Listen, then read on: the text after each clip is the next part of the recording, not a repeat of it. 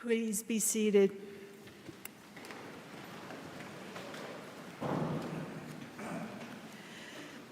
So last Thursday, I participated in what is called a forest immersion experience.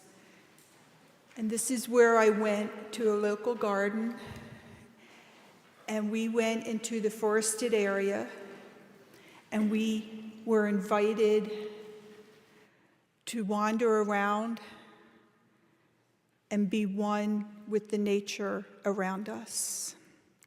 We were invited to taste the air, to smell the smells, to hear, and to hear the trees talking to us.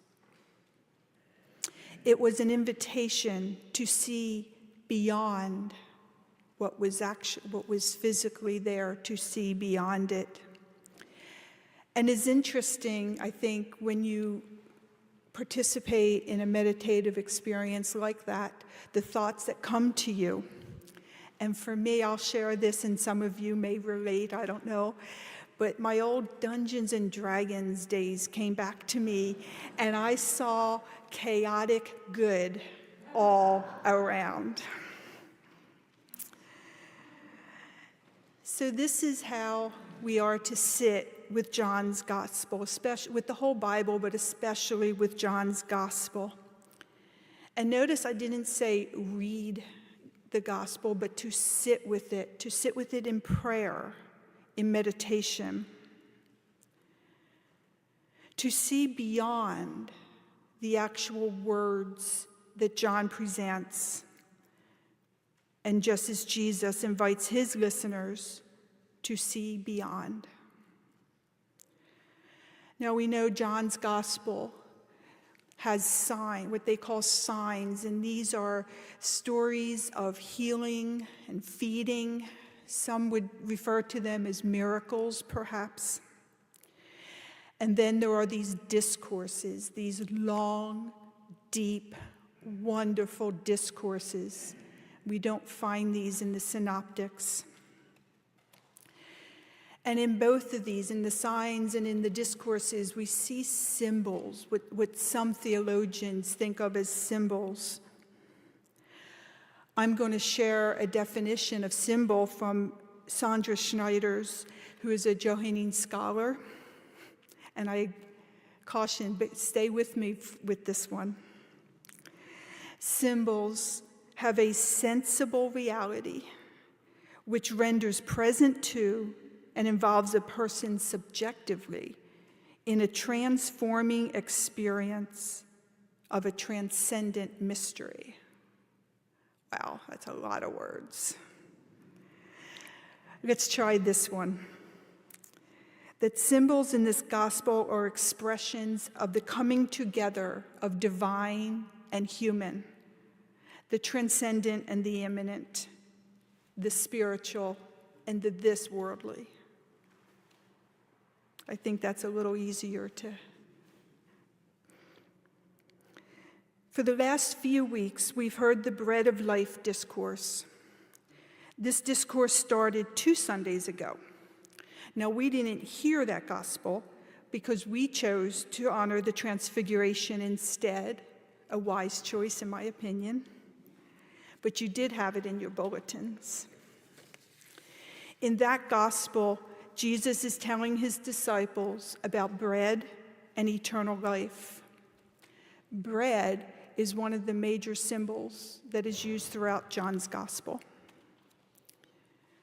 The disciples ask for the bread that gives eternal life, and Jesus replies, "I am the bread of life. Whoever comes to me will never be hungry, and whoever believes in me will never be thirsty."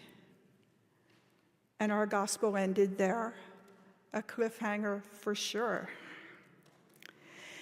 Then last week, our gospel started with the cliffhanger from the week before and continues. The disciples pushed back, clearly not understanding what Jesus was trying to tell them about himself, about his relationship to God, and how they can participate. They did not, perhaps could not, see beyond. And Jesus doubles down, reiterating that he is the bread of life. I am the living bread that came down from heaven. Whoever eats of this bread will live forever. But then he goes further, and the bread that I will give for the life of the world is my flesh. Another cliffhanger. And today we hear the rest of the discourse. And again, we start by repeating the cliffhanger from last week. And again, the disciples are confused and bicker among themselves. And one more time, Jesus doubles down. No, he triples down. He adds that they must also drink his blood. Unless you eat the flesh of the Son of Man and drink his blood, you have no life in you. No wonder the disciples were confused, perhaps even disgusted. I always remind people, the disciples, for the most part, were salt-of-the-earth men. Even the tax collector would have been a numbers guy. These were not scholars, poets, and artists. So that they heard him literally is no surprise. But what about us? How do we hear this? Flesh plus blood equals life. So Jesus is saying that he will give his life for the world, and those who believe will have eternal life. It is not just any death that brings about eternal life.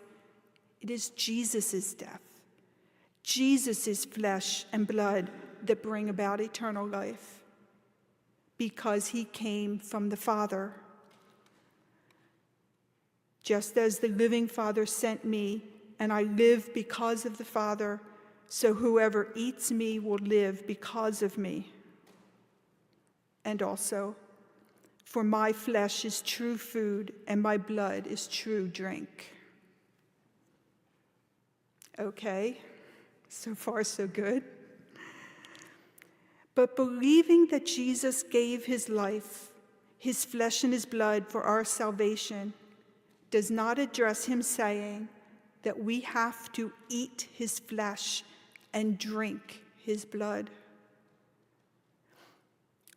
Jesus is using eat and drink to mean believe, but it's more than that. It's a union. When we eat and drink of Jesus, he becomes part of us. Recall the definition of symbol I shared earlier, the coming together of divine and human. This symbol of eating Jesus' flesh and drinking his blood is the coming together of Jesus and each one of us. This has a direct line to the Eucharist, where we eat Jesus' flesh and we drink his blood. In John's Gospel, there is no institution of Eucharist in his Last Supper telling. Rather, we hear about the foot washing. But it is here. How do we understand what we do every Sunday at the rail? What happens to us when we eat and drink? Sure, it feeds us, it fills us, and nourishes us. But because it is not ordinary bread and wine, it isn't even ordinary flesh and blood, it must go beyond that. When we consume at Eucharist, we are putting Jesus in us.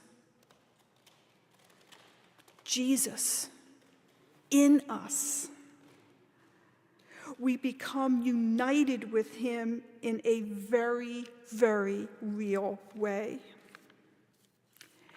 And when we have Jesus in us, it must compel us to action, because Jesus was all about action.